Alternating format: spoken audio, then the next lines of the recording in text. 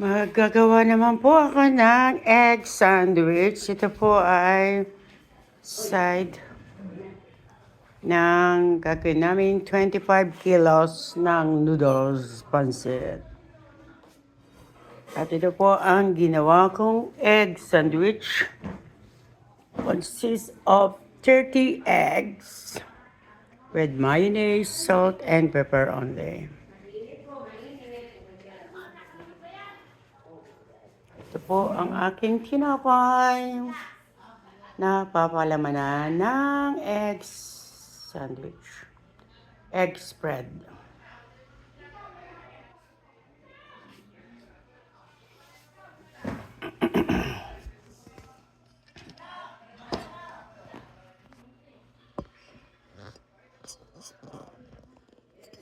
Oh, sorry guys.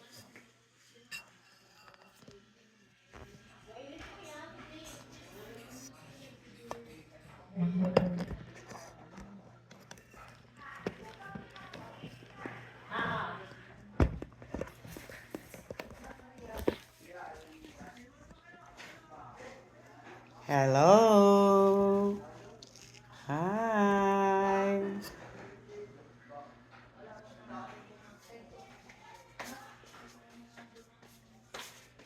Apahitin mo nga yung, isaksak mo yung ano, saksak mo yung aking frame. Ayun. Yeah, dun sa dulo. Kutsaron. Anong kutsaron? Yung pagkain dun sa pansit at mainit. Eh, bibok na doon sa ano yung malaki natin ano. Ako nga dyan ka kumuha sa service ko, maliit ka dyan. Nakasaksak na yun. Opo. Pilitin mo yung, hindi, tumigil sa akin doon sa tabisan na yun. Para may huni ng ibon. Hindi na kasi na ganyan, kailangan palta ng lights eh. Yung kondag dyan. Ano ba Ba't mo, siya? oo. Para maano mo yung huni ng ibon. Ipihitin mo Oo. na, ipihitin mo. Ganito. Diyan yan. Baba. Okay. Yan. Dapat sa labas na ito, dahil doon ang nagsasaing, nadali ka lang.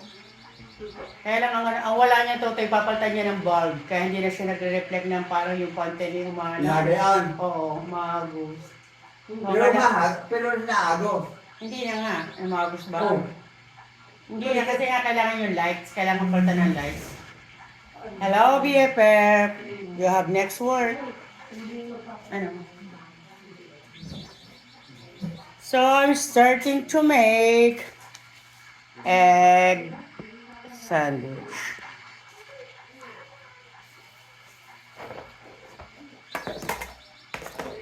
Hindi ko na po siya babalutin sa tissue, sa ano, napkin. Kasi ano naman siya. Kakainin din naman right away. So hindi na, perfect, wala nang tissue. Wala nang napkin. Kasi iabot din lang naman po namin, kakainin din naman nila right away. Bebe, tikman mo nga muna kung tama na sa inyo yung lasa. Baka, kasi sa akin okay lang at hindi naman akong masalting tao.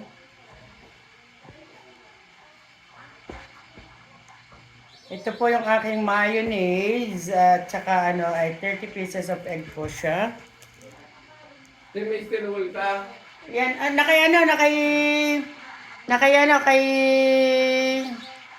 kay Shirley, tanong mo, doon nilis na. Bepe! Ikuha mo nga ng steel wool na doon sa ano, kita mo doon sa storage. Mga dalawa, tatlo pakikinis ng manok para pumuti. Ah, steel wool? Oh. Ay, hindi matatalo pa ng balat, No? no? Hindi matigas po yun? Ah, Bepe!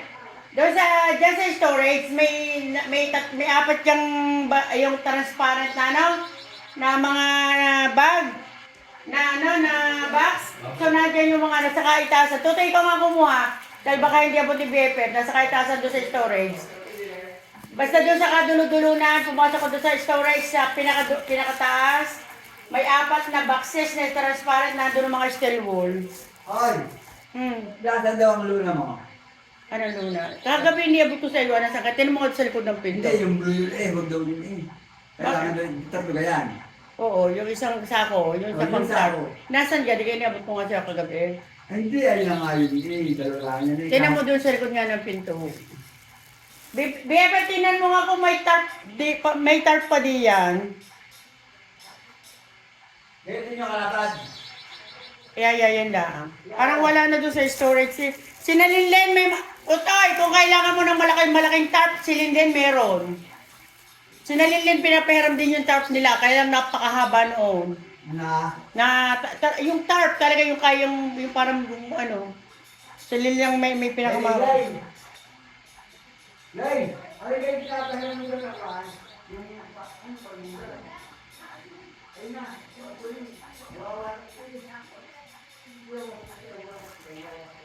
So yan po. Ano anak? Sa ano na ba inagal na? Ano na? Sa hindi ma. Ayun doon. Pagamitin natin. Hindi nga ako bumili na rin siya para sa bilao. Ano yan? Hindi na yan. Hindi, kasi baka may iwan natin pa kasi sa ulit na ubos ang bilao mo. Ay, hindi aray. Kuhan mo nga din. Hindi, ano din yan? Hindi, ibig ko sabihin Sa tayo aray, mag- papatong na na. Oo.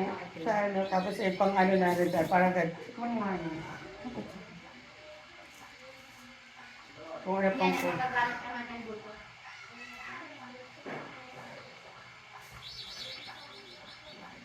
Yes, is set guys. Sandwich. Akala ko bumili yan. Ayun, tinaray ko. Wala kailangan ng ilaw. Ano sa'yo, nakakita ka?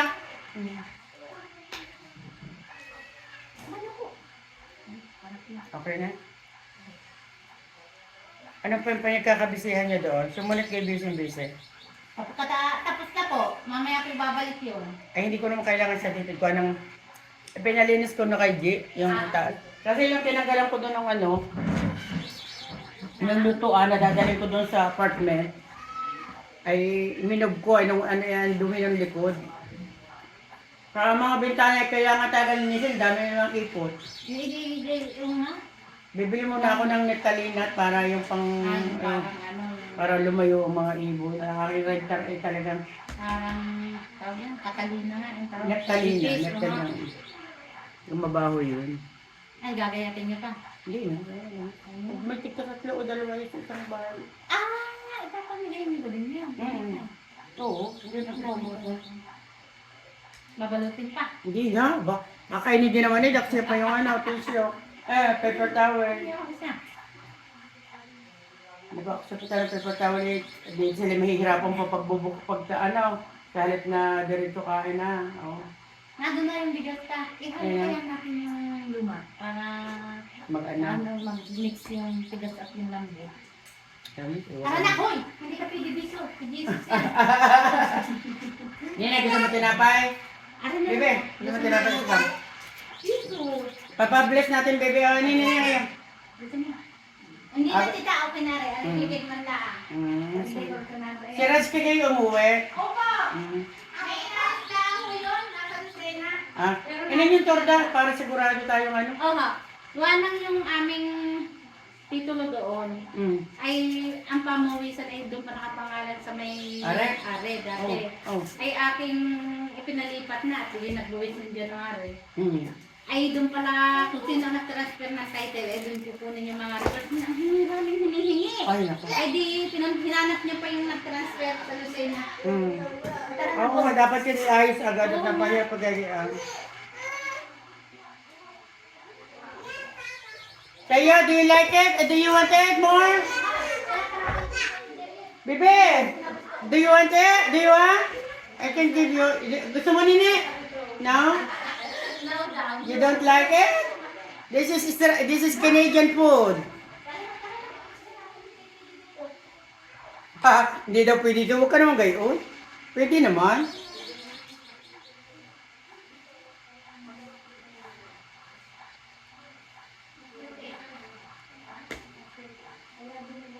Papakain ko po ito sa aking mga helper.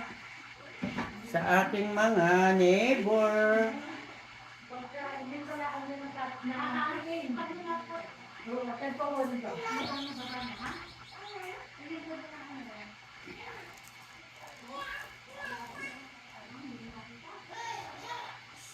At ako lang po mga guys ay natutuwa. Kasi yung dalawa kong anak ay kinasal, hindi ko naranasang mamaysan. At sila po ay lahat ay cater ang handa at unang-una po ay hindi naman ako, wala naman ako ng Pilipinas. Nung pareho silang ikasal, kaya bawing-bawi po ako dito sa aking pa-blessing ng bahay. Kasi ang dami pong, doon mo makikita na talagang mahal ka ng kapamilya mo. Hindi ka pinapayagang mag-isa, mapagod mag-isa. Kumbaga'y voluntary silang dumadating para tulungan ako. Wala po akong binayadan, mga batchmate ko, dumating na kusa para ako tulungan. Yun lang po naman yung sarap ng pakiramdam na knowing na hindi ako nag-iisa. Kahit sometimes feeling alone, pero dahil sa dami ng mga taong nagmamahal sa akin, ano po, ramdam na ramdam ko yung, kumbaga yung, anong bayanihan. Ako nakabidyo din, hindi nakalive kasi wala akong signal dito. So ramdam na ramdam, sabi ko nga, Neng, dalawa yung ikinasal kong anak, hindi ako nakaranas mamaysan. Yeah, pero ito, ramdam na ramdam ko yung bayanihan ng aking mga kamag-anak, yung pagmamahal sa akin. Siguro po kung ako'y narito nung kasal ng mga anak ko, edi gano'n din po ang paghahanda. Pagpe-prepare. Ay, gano'n po talaga ang buhay. Hindi naman laging umaayon sa atin yung pagkakataon. Ngayon lang po, kumbaga, I want to extend to the fullest yung hanggang kaya kong gawin, kung paano ko mapagsama-sama yung mga mahal ko sa buhay. Kasi nga po, next Sunday, ay flight ko na, going back to Canada, back to reality, ika nga. At doon, nasa Canada po ang totoong laban ng buhay. Wala po dito sa Pilipinas. Dahil doon po ay talagang trabaho kung trabaho. Hindi po kagaya dito talagang at least nakakaano naman. Although yung bakasyon ko ng 9 months, talaga namang kita nyo naman, laging always on the go. Pero deep in my heart, masaya ako. Gusto ko nga pong mag-extend pa. Wala naman po talagang sasarap na pakiramdam yung nasa sarili kang bayan, kumbaga. Yung feeling na gusto mong matulog, inaantok ka, matulog ka, wala kang iintindihing oras na kailangan mong gumising para magtrabaho. At least dito po sa Pilipinas, you hold your own time, you manage your own time, kumbaga. Kaya yun po nakakasabik sa Pilipinas, kumbaga. Kaya wala pa rin po talaga sasarap sa buhay sa Pilipinas. Pero yun nga po, hindi naman po talaga po pwede na hindi ako bumalik dahil ako po ay doon nakatira. Hindi naman po So, ang mahalaga po, nagawa ko lahat, kumbaga. Yung mga gusto kong magawa para sa pamilya ko, awa po ng Diyos, nagawa ko. At ito nga pong huling gusto ko, yun namang mga kapitbahay ko. So, natupad din naman po, kumbaga.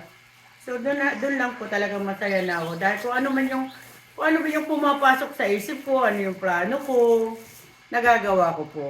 Ayun dahil po yun sa bless ni Lord talaga. Yung blessing na binibigay niya sa akin. Dahil kung wala naman pong blessing si Lord sa akin, hindi ko naman po ito magagawa.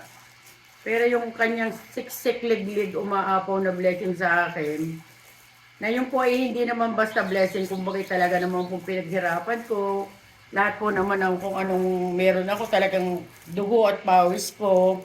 Hindi ko po yan nakuha sa instant na yan mo po ako tumama sa loto, Kung ano mo pong meron ako, talagang lahat po yung pinaghirapan ko. Kaya any penny is worth it na i-spend ko sa mga mahal ko sa buhay. Baka hindi ako naghihinayang, gumastos man ako, pero may napasaya po ako. Kumbaga, napagsama-sama ko yung pamilya ko. Yung po yung pinaka-importante sa akin. Kasi nga, ibig sabihin ko nga, hindi man tayo mabubuhay ng tayo lang. Talagang at the end of the day, sa pamilya pa rin tayo uuwi, sa pamilya pa rin tayo aasa. Yun lang po, yun ang gusto kong i-share sa mga kapamilya ko. Lalo na doon sa mga pamilya na hindi pa nagkakaigi-igi.